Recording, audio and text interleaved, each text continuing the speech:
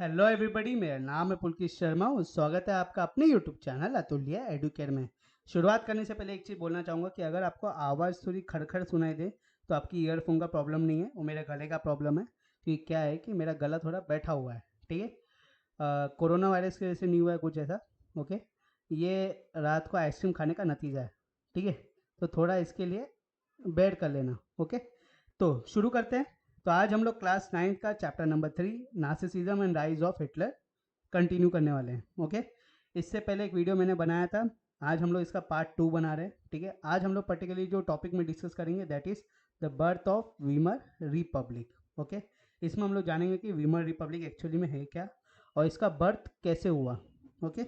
अब शुरुआत करने से पहले जो हमने पार्ट 1 जो सबसे पहला वीडियो में पढ़ा था उसका एक बार थोड़ा रिवीजन देख लेते हैं कि अब तक हमने क्या पढ़ा है। ठीक है। शुरुआत होती है हमारी, जैसे नार्सिसिज्म राइज ऑफ हिटलर हम लोग पढ़ रहे हैं, तो शुरुआत होती है हमारी चैप्टर की सबसे पहले वर्ल्ड वॉर 2 के बाद से। ठीक है। वर्ल्ड वॉर 2 में जर्मनी हार जाता है। ओके। एक्सिस पावर हार जाती है। तो तभी जो सपोर्टर थे हिटलर के, जिनको नाजिस बोलते थे, उसमें से एक परिवार था जिसमें एक 11 साल का बच्चा था जिसका नाम था हेलमत। वो अपने मम्मी पापा को एक दिन ऐसे घर में एक सीरियस टोन में, सीरियस कन्वर्जेशन में बात करते हुए सुनता है, जिसमें उसके पापा बोलते हैं उसकी मम्मी से कि मैं सोच रहा हूँ कि पूरी फैमिली सुसाइड कर ले या मैं खुद सुसाइड कर लूँ। ठीक है। और फिर अगले दिन वो लोग बाहर घूमने जाते हैं, एकदम मस्त खाना पीना खा के आते हैं और आखिरी में उसके फादर जो हैं वो खुद से सुसाइड कर लेते हैं। अब क्वेश्चन ये आता है कि वो खुद सुसाइड क्यों करते हैं। वो इसलिए करते हैं क्योंकि अपने उस वक्त की कॉन्वर्जेशन में वो अपने वाइफ को कह रहे होते हैं कि जो हरकतें हमने जूइश लोग के साथ की है या पूरे वर्ल्ड में जो की है, और वही हरकतें हमें लग रहा है कि एलाइज पावर जो है जो जीत चुकी हैं वो हमारे साथ करेंगी। तो उस डर के कारण वो खुद से सुसाइड कर लेते हैं। वो इसलिए करते हैं क्योंकि वो एक नाजी सपोर्टर थे, उनने वो हरकतें की हैं। ठीक है। अब क्या क्या हरकतें की हैं, जैसे कि आपको पता है कि नाजी सपोर्टर जो हिटलर था उसने क्या क्या हरकतें की हैं। सबसे पहले जो जूइश थे, 60 लाख यहूदी मतलब जूइश लोगों को उसने मार दिया था। ठीक है। फॉर इंफॉर्मेशन, आज की जो पॉपुलेशन है पूरी इसराइल की वो है सिर्फ 90 लाख। तो समझ लो लगभग 70 से 80% उस वक्त, आज से 80 साल पहले हिटलर ने मार दिया था। ठीक है। और फिर उसके बाद पोलिश लोग को मारा, उसके बाद बहुत लोग, बहुत इनोसेंट लोग को मारा, वॉर क्राइम्स बहुत सारे किए। ठीक है। फिर जो बाकी के और जैसी जर्मनी हारा तो हिटलर का क्या कंडीशन था। हिटलर ने एंटिसिपेट कर लिया था कि जर्मनी अब हारने वाला है, अब वॉर खत्म होने वाली है। ठीक है। कैसे एंटिसिपेट किया, जैसे ही यूएस ने ये अपना हिरोशिमा नागासाकी में एटम बम गिरा दिया था, तब हिटलर ने एंटिसिपेट कर लिया था कि अब वॉर खत्म है। ठीक है। तो उसने क्या किया, अपने जो प्रोपोगेंडा मिनिस्टर है जिसका नाम जोसेफ गोबेल्स है, उसने दोनों ने अपनी फैमिली के साथ बर्लिन के बंकर में जाके सुसाइड कर लिया। ठीक है। तो उन दोनों ने तो सुसाइड कर लिया, वो तो गए मार काट के। ठीक है। बचे कौन, उनके सपोर्टर्स। तो उनके सपोर्टर्स को पकड़ा गया एलाइड पावर के थ्रू और इंटरनेशनल मिलिट्री ट्रिब्यूनल में सबके अगेंस्ट केस चलाया गया। ओके। अब केस में जो तीन मेजर जो क्राइम्स थे, वो सबसे पहला था क्राइम्स अगेंस्ट पीस, कि तुमने वॉर शुरू की पूरी दुनिया में। दूसरा था आपका क्राइम्स अगेंस्ट ह्यूमैनिटी। ठीक है। तुम्हारे वजह से ह्यूमन लाइफ को बहुत लॉस हुआ है। और फिर उसके बाद बोला था ना गला खराब है। उसके बाद है आपका वॉर क्राइम्स, जिसमें इनोसेंट लोग को मार देते हैं, उसको बोलते हैं वॉर क्राइम्स। ठीक है। तो इन तीनों बड़े बड़े क्राइम्स का अगेंस्ट उनके क्राइम्स में उन क्राइम्स उनके ऊपर प्रोसिक्यूट किया गया। मगर पूरे नाजी सपोर्टर्स में से सिर्फ 11 लोग को ही डेथ सेंटेंस दी गई और बहुत सारे लोग को सिर्फ इम्प्रिजन ऑफ लाइफ दे दिया गया। अब आप समझोगे कि लोगों ने इतना जो कत्ल किया लोगों ने, ठीक है, उन लोग को सिर्फ 11 लोग को ही मौत की सज़ा क्यों? क्योंकि उसका कनेक्शन आता है वर्ल्ड वॉर 1 से। ओके। बेसिकली क्या था कि वर्ल्ड वॉर 1 में जो एलाइड पावर ने इनके साथ जो किया था, जर्मनी के, वर्ल्ड वॉर 1 में भी जर्मनी हारा था। ठीक है। तो वर्ल्ड वॉर 1 में जो जर्मनी के साथ उनने हाश बर्ताव किया था, वो वापस नहीं चाहते कि मैं हम लोग वैसे वापस करें, क्योंकि वर्ल्ड वॉर 1 में जो हाश बर्ताव किया, वो फ्रस्ट्रेशन बढ़ते बढ़ते बढ़ते बढ़ते ही हिटलर बड़ा था और उसके वजह से वर्ल्ड वॉर 2 हुआ था। ठीक है। चलो फिलहाल इतना समझ में आ गया आपको, वो अभी हम लोग आगे देखेंगे। ओके। तो ये पूरी कहानी है जो अब तक हम लोग पार्ट 1 में पढ़ी है। ठीक है। अब हम लोग पार्ट 2 करने वाले हैं जिसमें हम लोग बर्थ ऑफ वीमर रिपब्लिक समझेंगे, ओके, कि इसका बर्थ कैसे हुआ, वीमर रिपब्लिक है क्या, इसका बर्थ कैसे हुआ, वो सब जानेंगे। तो इसकी शुरुआत होती है हमारी वर्ल्ड वॉर वन से। वर्ल्ड वॉर वन कब हुआ था? वर्ल्ड वॉर वन हुआ था 1914, 1914 से लेकर 1918 के बीच में। और इसमें भी दो पावर्स के बीच में लड़ाई हुई थी। जैसे वर्ल्ड वॉर टू में एक्सिस पावर और एलाइड पावर थी, इसमें भी दो पावर्स है। वो है आपकी एक सेंट्रल पावर, दूसरी है आपकी एलाइड पावर। वही एलाइड पावर जो वर्ल्ड वॉर टू में थी, वही एलाइड पावर अभी वर्ल्ड वॉर वन में भी थी, ठीक है। बस ये बात थी कि वर्ल्ड वॉर वन में जर्मनी जो था एक बहुत ही पावरफुल एम्पायर था। एम्पायर क्यों बोल रहा हूँ? क्योंकि इसके ऊपर एक तानाशाह था, इसके ऊपर एक एम्परर राज करता था जर्मनी के ऊपर, ठीक है। तभी जर्मनी डेमोक्रेटिक नहीं था। तो वो कौन सा एम्परर है?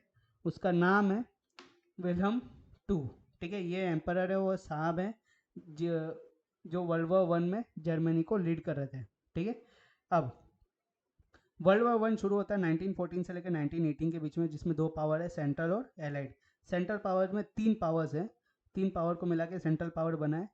सबसे पहला है आपका जर्मन पावर, दूसरा है आपका ऑस्ट्रियन एम्पायर, और तीसरा है आपका, जिसमें हंगरी भी आता है, ऑस्ट्रेलियन हंगरी दोनों एक ही एम्पायर के अंदर था, और तीसरा आपका ओटोमन एम्पायर। यहाँ पे पूरा वर्ल्ड मैप है आपके सामने, जहाँ पे आप तीन टाइप के कलर देख सकते हो, रेड, ग्रीन और येलो, ठीक है। तो यहाँ पे जो येलो वाले वो तो न्यूट्रल पावर है, ठीक है, वो उन्होंने ना सपोर्ट किया, ना वो इन्वॉल्व ही नहीं हुए। बचे कौन? बचे हमारे ग्रीन पावर। ग्रीन पावर में आप देखोगे कि इंडिया भी इन्वॉल्व है। इंडिया क्यों इन्वॉल्व है? क्योंकि इंडिया 1914 का समय है, तभी इंडिया इंडिपेंडेंस के लिए लड़ रहा था, तभी India was a colony of great Britain, जिसको आज यूके बोलते हैं, ठीक है। तो इसलिए जब यूके लड़ रहा है यहाँ पे, यूनाइटेड किंगडम लड़ रहा है, तो और इवेंचुअली जो उसके कॉलोनीज हैं वो भी तो लड़ेंगे ही, तो इसका मतलब इंडिया भी अंडर था, ठीक है। और यहाँ पे सेंट्रल पावर्स में तीन पावर जो मैंने आपको बताई, जर्मन, ओटोमन एम्पायर और हंगरी, ठीक है। और बाकी पूरा दुनिया एलाइड पावर है, देख सकते हो, जो ग्रीन में पूरा एलाइड पावर। तो आप समझ सकते हो कि रिजल्ट क्या आएगा, और वही रिजल्ट आया, एलाइड पावर जीत गए और सेंट्रल पावर हार गया, ठीक है। अब इससे क्या हुआ? देखो, जब वॉर शुरू हुई ना, तो एक कहावत है बहुत अच्छी, कहावत ये है कि वॉर तो तुम्हारे हाथ में है शुरू करना, मगर ख़त्म करना तुम्हारे हाथ में नहीं है। और वही हुआ, सबको ये लगा कि हाँ वॉर शुरू हो गया, जल्दी जल्दी फाइट करेंगे और फिर सब क्विकली, कोई ना कोई तो जल्दी जीत जाएगा, ठीक है। सबको लगा कि मैं जल्दी जीत जाऊंगा, मगर ऐसा हुआ नहीं। जैसे जैसे वॉर आगे बढ़ती गई, वैसे वैसे टाइम भी बढ़ता गया। जब वैसे वैसे टाइम बढ़ता गया तो खर्चा भी बढ़ेगा वॉर में, इकोनॉमिकली लॉस होगा, फाइनेंशियली भी लॉस होगा, और ह्यूमनली भी लॉस होगा, ठीक है। तो इसमें जो सबसे बड़ा लॉस हुआ वो हुआ यूरोप का। यूरोप का पूरा रिसोर्सेस, इकोनॉमिकली, फाइनेंशियली, ह्यूमनली, पूरा रिसोर्सेज ड्रेन हो गया वर्ल्ड वॉर वन में। पूरा यूरोप जो इतना अमीर था, पूरा कॉन्टिनेंट, वो पूरा गरीब हो गया वर्ल्ड वॉर वन के कारण, ठीक है। और इवेंचुअली 1917 में यूएस एंट्री मारता है, ठीक है। और उसके बाद वो जर्मनी और सेंट्रल पावर्स को डिफीट करता है, और नवंबर 1918 को वर्ल्ड वॉर वन खत्म हो जाता है।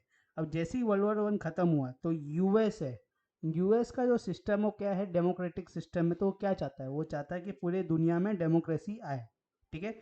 जो आज चाइना के साथ कर रहा है वो डेमोक्रेसी लाने के लिए, वही उसको तो जर्मनी के साथ कर रहा था। तो उसने क्या किया, वहाँ का जो एम्परर है वो तो हार गया जर्मनी का, तो उसको क्या उखाड़ के फेंक दिया, ठीक है। और उसके अगेंस्ट जो पार्टीज थी एम्परर के अगेंस्ट, उनको बोला कि आप पार्लियामेंट्री सिस्टम लाओ, ठीक है, डेमोक्रेटिक सिस्टम लाओ, आप यहाँ पे इलेक्शन करवाओ, लोगों को राइट्स दो वोटिंग करने का, चाहे वो मेल हो या फीमेल हो। तो वही किया। जर्मन जो वहाँ के पॉलिटिशियन थे, जो एम्परर को अपोज करते थे, उन्होंने अपनी पार्टीज लाई पार्लियामेंट में, इलेक्शन करवाया, इलेक्शन कंटेस्ट करवाया, कॉन्स्टिट्यूशनल राइट्स बनाई, और इक्वल राइट्स दी, वोटिंग राइट्स मैन और वुमेन को। अब ये जो कॉन्स्टिट्यूशन राइट्स लाना, ये सब सोचना, और उसके बाद रिपब्लिक बनाना, ये सब की जो नेशनल असेंबली थी, कहाँ पे मिली? ये सब आके कहाँ पे मिले? ये सब आके विने थे विमर में, ठीक है। इसलिए हम लोग बोलते हैं विमर रिपब्लिक, क्योंकि जो रिपब्लिक डेमोक्रेटिक सिस्टम है वो कहाँ से शुरू हुआ? वो शुरू हुआ था विमर में, ठीक है। अब क्या हुआ कि लोगों का तो विश्वास उठ चुका था एम्परर से, क्योंकि वो तो लॉस्ट कर चुके थे ना वर्ल्ड वॉर वन। तो उनका भी नया नया थोड़ा विश्वास आया था इनके ऊपर, ये नया डेमोक्रेटिक सिस्टम के ऊपर। ठीक है, तो उन्होंने पहली बार ये कंटेस्ट कराया इलेक्शंस, और जो भी उनके रिप्रेजेंटेटिव हैं, जिनको डेप्यूटीज भी बोलते हैं वो लोग, वहाँ पे वो लोग इलेक्ट होके जर्मन पार्लियामेंट गए, जिसको रिचेंस्टैग भी बोलते हैं। ओके, अब ये लोग वहाँ पे चले गए। ठीक है, अब क्या हुआ कि वॉर तो ख़त्म हो गई, वर्ल्ड वॉर 1, मगर किसके ऊपर तो ढेला, मतलब किसके ऊपर तो ब्लेम डालना था ना, ब्लेम गेम तो करना था। तो पूरी दुनिया ने ब्लेम गेम किया किसके साथ? जर्मनी के साथ, क्योंकि जर्मनी सेंट्रल पावर में सबसे ताकतवर मुल्क था। ओके, तो इसलिए जर्मनी के ऊपर पूरा उन्होंने, एलाइड पावर ने पूरा ब्लेम गेम कर दिया उसको, बोला कि तुम्हारे वजह से वॉर शुरू हुई है, अब जो भी नुकसान हुआ है पूरे यूरोप को तुम पैसा दोगे, वॉर का पूरा तुम पैसा दोगे, तुम हमारी इकोनॉमी ठीक करोगे। अब जर्मनी, जिसे खुद की इकोनॉमी की वांदे लगे हुए हैं, मतलब वाट लगी हुई है, वो दूसरी इकोनॉमी कैसे ठीक करेगा? ठीक है, तो जर्मन जो लोग थे, आम आदमी जो था जर्मन का उस वक्त, उसको ये लगा कि ये लोग अब मेरे हमारे साथ थोड़ा डिस्क्रिमिनेशन कर रहे हैं। ठीक है, ये हम लोग को चाहते नहीं कि हम आगे बढ़े। ठीक है, वॉर हुई, हम हार गए, वो ठीक है, वो तो वैसे भी शर्म की बात है पूरी दुनिया के सामने कि तुम हार गए, और ऊपर से अब हमें और दबाने के लिए क्या कर रहे हैं ये लोग, अलग अलग अलग ब्लेम गेम खेल रहे हैं। तो ब्लेम गेम के बदले उन्होंने क्या किया, ब्लेम गेम की जगह उन्होंने एक ट्रीटी लाया। ठीक है, वो ट्रीटी का नाम क्या है? पीस ट्रीटी ऑफ वर्साइलाइज, जिसके जिसके कारण ये लोग ब्लेम गेम खेल पाएंगे जर्मनी के साथ। ठीक है, अब जब ये ट्रीटी ऑफ वर्साइलाइज साइन किया था नए नए वीमर रिपब्लिक लोगों ने, ठीक है, तो ये जो चीज़ है, ये जो जर्मन ये जो ट्रीटी है, ये जर्मन के आम लोगों ने ठीक से रिसीव नहीं किया। उनको लगा कि ये कोई पीस ट्रीटी नहीं है, ये एक हार्श और ह्यूमिलेटिंग ट्रीटी है। ठीक है, हार्श ह्यूमिलेटिंग क्यों है? क्योंकि ऐसे ऐसे कंडीशंस थे जिसकी वजह से उनको लगा कि ये अब हमें आइसोलेट करना चाहता है, ये चाहते नहीं कि हम अब ग्रो हों। ठीक है, देखते हैं क्या क्या कंडीशंस थी। सबसे जो पहली कंडीशन थी वो है कि जर्मनी अपना जो ओवरसीज कॉलोनीज है, जहाँ पे उसके 1/10 ऑफ द पॉपुलेशन रहती है, वो लॉस कर चुका है। ठीक है, अब वो तुम्हारी कॉलोनीज नहीं रही। जैसे हम ब्रिटिश की कॉलोनी है, वैसे जर्मन की भी तभी कॉलोनीज थी। ठीक है, तो जहाँ पे उनकी 1/10 ऑफ द पॉपुलेशन रहती थी, तो उन्होंने कह दिया कि अब ये तुम्हारी कॉलोनी नहीं है, आज से तुम इसको खो चुके हो। तो यहाँ पे आप देख सकते हो कि जो रेड कलर में अफ्रीका में जो कॉलोनीज दिख रही हैं, ये सब जर्मन की कॉलोनीज थी, और ये सब जर्मन हार चुका था। ठीक है, फिर उसके बाद जो उसकी खुद की मेन लैंड, यहाँ पे जो मेन लैंड जर्मनी है, ठीक है, उसकी भी उसने थोड़ी थोड़ी टेरिटरीज खोई थी। ठीक है, यहाँ पर देख सकते हो जो पर्पल में दिया हुआ है, ये सब जर्मन की खुद की टेरिटरीज है जो वो खो चुका है। ओके, जो अलाइड पावर ने छीन ली है by the treaty of Versailles. Okay, फिर उसके बाद उन्होंने उसका रिसोर्सेज भी छीन लिया। तो 75% ऑफ आयरन छीन लिया था, और 26% ऑफ कोल छीन लिया था। ठीक है, फिर उसके बाद फिर उसके बाद क्या हुआ? सॉरी यार, थोड़ा गला प्रॉब्लम है ना। उफ, हाँ, तो क्या हुआ उसके बाद? जो एलाइड पावर थी, उन्होंने एक और कंडीशन रखा ट्रीटी ऑफ वर्साइलाइज में, कि जर्मनी अब से कभी मिलिट्री पावर नहीं बनेगा, वो अपनी मिलिट्री को डीमिलिटराइज करेगा। ठीक है, अपनी मिलिट्री पावर कम करेगा, क्योंकि एलाइड पावर की एक्चुअली में फट चुकी थी। ठीक है, एक्चुअली में जर्मनी बहुत ताकतवर था, जब तक अगर यूएस नहीं आता ना तो ये लोग जीत जाते। वो यूएस आया, मैंने बोला ना कि यूरोप पूरा ड्रेन हो चुका था, यूएस आने के कारण वो बच गया, यूरोप यूके बच गया, वरना 1914-18 में यूके की वाट लग चुकी थी।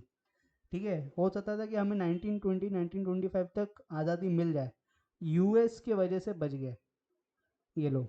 ठीक है, तो दोनों टाइम, वर्ल्ड वॉर 2 के टाइम में भी, वर्ल्ड वॉर 1 के टाइम में भी यूएस की वजह से ही सब बचा है। वर्ल्ड वॉर 2 में तो ये लोग वीक हो गए थे, इसलिए इन्होंने 1947 में हमको आज़ादी दे दी। ठीक है, मगर वो चीज़ 20 साल पहले हो जाती अगर वर्ल्ड वॉर 1 में यूएस नहीं आता तो। ओके, तो वहाँ के जो लोग हैं, जर्मन के लोग हैं, उन्होंने जब इतनी कंडीशंस देखी तो उनको ये लगा कि हमें तो एक बहुत ज़्यादा ह्यूमिलिएट किया गया, हमें तो ऐसा दिखाया गया है कि वॉर सिर्फ हमने ही की है, और हमारी वजह से डिस्ट्रक्शन हुआ है, बाकी सब तो सब संत महात्मा लोग हैं, बाकी सब ने तो कुछ किया ही नहीं।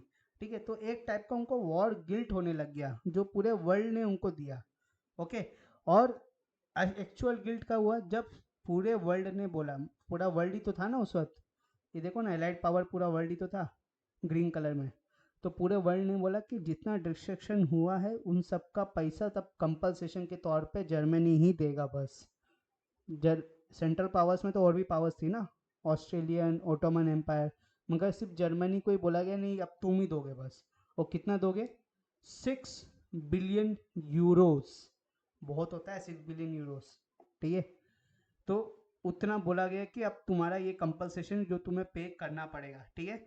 और उसके ऊपर से एक बहुत अच्छा इंडस्ट्रियल एक रिसोर्स रिच एरिया था जर्मनी के पास जिसका नाम था रीनेलैंड, वो भी ऑक्यूपाई कर लिया था एलाइड पावर ने 1920s में, ठीक है। तो ये सब देखते हुए जो नया नया फैब्रिक बना था जर्मनी में, रिपब्लिक जो फैब्रिक बना था, कॉन्स्टिट्यूशन जो बना था नया नया, सब जर्मन के लोगों को लगा कि ये जो कॉन्स्टिट्यूशन बनाया गया है ये इतना कमज़ोर है कि ये अपने कंट्री को भी डिफेंड नहीं कर पा रहा है ठीक से, मतलब इनके मिनिस्टर्स ठीक से कंट्री को डिफेंड नहीं कर पा रहे, कंट्री के हित में सोच नहीं पा रहे, उसकी वजह से पूरा जर्मन के आम लोगों को भी फेस करना पड़ रहा है। क्योंकि अगर 6 बिलियन यूरोस जो कंपलसेशन पूछा है वो कहाँ से आएगा? टैक्स ही तो जाएगा ना, वहाँ के टैक्स पेयर देंगे तो ये लोग बाहर कंपलसेशन दे पाएंगे, ठीक है। तो जर्मनी के लोगों ने एक्चुअल में जो रिस्पॉन्सिबल माना वो बाहर की पावर को नहीं माना, वो वीमर रिपब्लिक के जो रिप्रेजेंटेटिव्स थे उनको माना, ठीक है। उनको लगा कि इन्होंने ठीक से नेगोशिएट नहीं किया पूरे वर्ल्ड के सामने, ये दब गए पूरे वर्ल्ड के सामने, जिसकी वजह से अभी हमें हर जाना भरना पड़ेगा। ओके, सर मैं अगर फॉर एग्जांपल अगर समझ लो पूरे वर्ल्ड ने बोला कि इंडिया को इतना पैसा देना है, तो इंडिया का मोदी जी थोड़ी ना देंगे, वो तो हमें देने पड़ेंगे। तो मोदी जी के ऊपर हम लोग ब्लेम करेंगे ना कि आपने ठीक से नेगोशिएट क्यों नहीं किया, तो वही चीज़ वहाँ पे था, ठीक है। सर मैं तो इसके साथ आई होप आपको आज समझ में आ गया होगा कि बर्थ ऑफ वीमर रिपब्लिक क्या होता है, ठीक है, कैसे बर्थ हुआ क्या हुआ। अब अगले इसमें हम लोग एक नए टॉपिक में शुरू करेंगे, ठीक है। जब तक के लिए अगर आपको अभी तक जितना भी मैंने पढ़ा है चैप्टर में कुछ भी डाउट है तो आप बेझिझक होकर नीचे यूट्यूब कमेंट में पूछ सकते हो। और उसके अलावा जो हमारे बाकी के सोशल मीडिया प्लेटफॉर्म्स है जैसे कि टेलीग्राम हो गया, फेसबुक हो गया, इंस्टाग्राम हो गया, इन सब का लिंक नीचे डिस्क्रिप्शन में दिया गया है। आप नीचे जाके डिस्क्रिप्शन में लिंक को क्लिक कर लीजिए और सीधा ग्रुप में पहुंच जाओगे, अतुल्य एडुकेट के नाम से ही है ग्रुप, ठीक है। और उसको आप ज्वाइन कर सकते हो। ज्वाइन करने का फ़ायदा आपको ये होगा जैसे ही ये वीडियो खत्म हो जाएगा ना तो इन सब के एमसीक्यू क्वेश्चंस में कराऊंगा, ठीक है। ये चैप्टर से रिलेटेड एमसीक्यू क्वेश्चंस मैंने अपलोड करना शुरू कर दिया है, आप जाके देख सकते हो। फिर उसके बाद ये वीडियो से रिलेटेड हैंड रिटन नोट्स भी मैं दूंगा वहाँ पे, ओके। इसके जो और भी सैम्पल पेपर्स में क्वेश्चंस आएंगे वो भी मैं डिस्कस करना चाहूँगा। तो मैं चाहता हूँ कि हम लोग की एक अच्छी सी कम्युनिटी बिल्ड हो जाए जहाँ पे हम लोग ये सब डिस्कस कर पाए, पढ़ाई से रिलेटेड भी डिस्कस कर पाएँ, ठीक है। तो आज का वीडियो करते हैं यहीं समाप्त। अगर आपको वीडियो अच्छा लगा हो तो इस वीडियो को करो लाइक, शेयर, बेल आइकन दबाओ फॉर न्यू नोटिफिकेशन और चैनल करो सब्सक्राइब। मिलेंगे अगले वीडियो में, जब तक के लिए बाय।